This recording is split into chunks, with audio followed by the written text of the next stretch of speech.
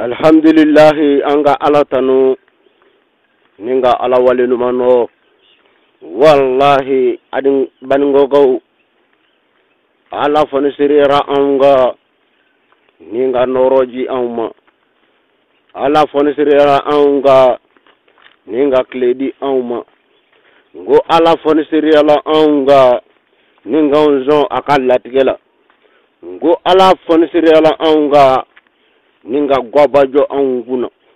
tumamina kleba invariala wallahi ala nana yiri bajo anguna ninga onzigi usumala ngo tumamina kleba ingala yara ala nana gwabajo anguna gwami ni asumati seka foka ba wa onzigi la usumala aume alafu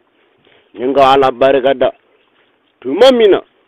Allahu subhanahu wa ta'ala ye latagaci auma ninga na kanayira auna ngaume alafu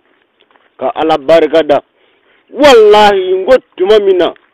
ala nana lataga bla anye koroni nga angisi daga denya toroma ngaume alafu ninga ala bargada tuma mina ala nana ni lataga mi nana ibana mini au ni jane meche aume ala foninga ala bargada tugu wallahi ngalla ala la je mau baningo mau jula mara mau kemenga fo mau ngara mara mau ngulubugu mara mau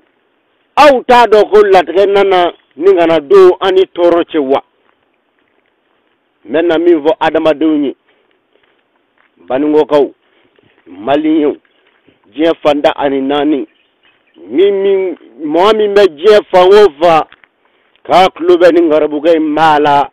uku kuloma do uka kalane name badra ali ka kalane kur bela jele jasile ni mangado ni ala mangai mina chetanu chamin nalikela erayi banugo kawma nena chamangu du wallahi go chamin nali ka kera noroy banugo kawma nena chetanu chamin nali kera gwabay ni banugo ka bela jele sigime gwabay zumala neba chetanu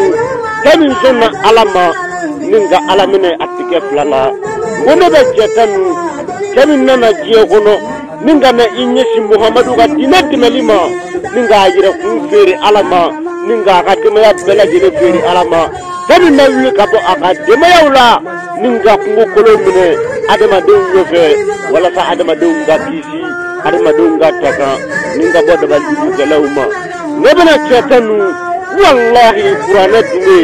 makka kana o cheba intanu tabiye qur'ana kala ninga akorodo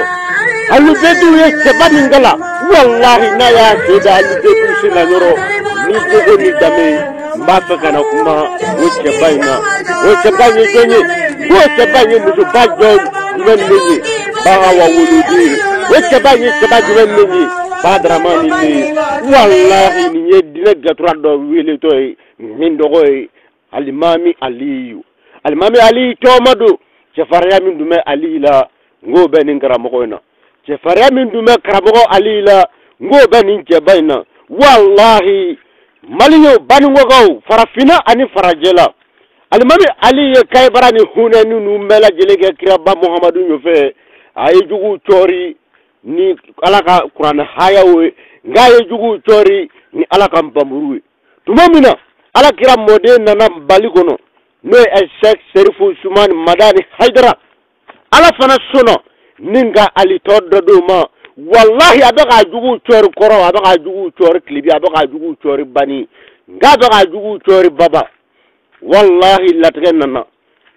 nana boloti se ka kumbe ni latge nana dabali kamise ngoni latge nana nyengoya kamise ni latge nana hasidiya kamise ni latge nana jelatige foyere tise ka latge bali alaka latge alaka belebele ani alaka noro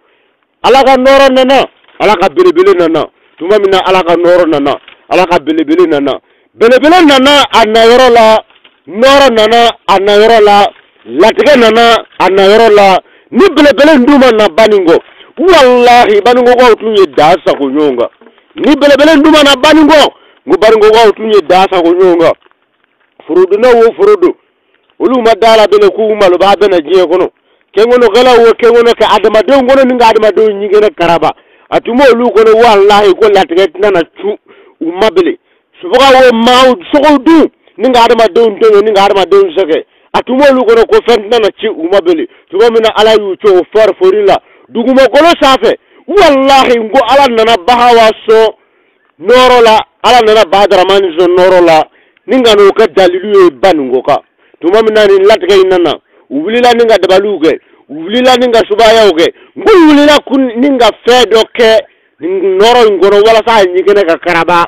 jalatike jinatike fenfo tisola ni ala rek tate bahawade inana inakumala badramani ne inana inakumala wallahi adama kangale nengi inana inakumala wane tumana inakumala sisa masoro demso ngeme daga denyi wane tumana inna yorola sisa nduma asoro chaw jigana muso ni nyonje ninga ta jane mekono ni etumana inna tumala wallahi ngalla alala muso kinda furula bato nyedo bani ngobele olunana kana delangolo ngulo kacheya ni mi muso nzona ega kumagamo eklela ngona de berka masoro inana ninga na furu wala furu de flanye wallahi bango ka ukadlaba amifo ningi barkada karamogo ali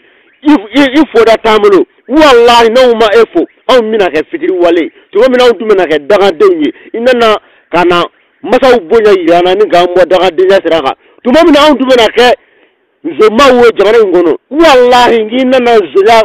ni kololo munu mola ala yoro inana olu fuanyana kangana oke kango dabla aw nana kisi ninga bo sonyalima wallahi andu mena ke jena kala bawo ninga bi wala muso kwa ngena na jira kololo fo ninga na do ani oche aw nana ke jena kala tugudugu mokolo safe wallahi ngandu mena ke mado ay je kono mindu mena ke furudu rawi tuma mina nana furudu na chere duda aw nana ke furudu na dugu mokolo kabele tuma mina chagora banu ndu mena ke subawe ninga wala do nzogo du wala makaka debal jugu kala we tuma mina ndu mena koro ninga ke nunu nye wallahi ngena na yele bo awnya ka ngana ke oyebele donc nawma e sara nawma e tanu nawma e bunyafo dugu makoloka oba yiraw ngala fitri wale ema wallahi inana ala tafo ime na tadavena inana ala tafo ala ga dugu makoloka ima sirimala nginana ala tafo ala ga dugu makoloka imi tige jamanye ngenana ala mene ninga yere seme ala la ninga barake ala re jati kama wani ala ma e sara o manajani mena e sara Saidi Aliyu Badara Sangare wallahi mi tanu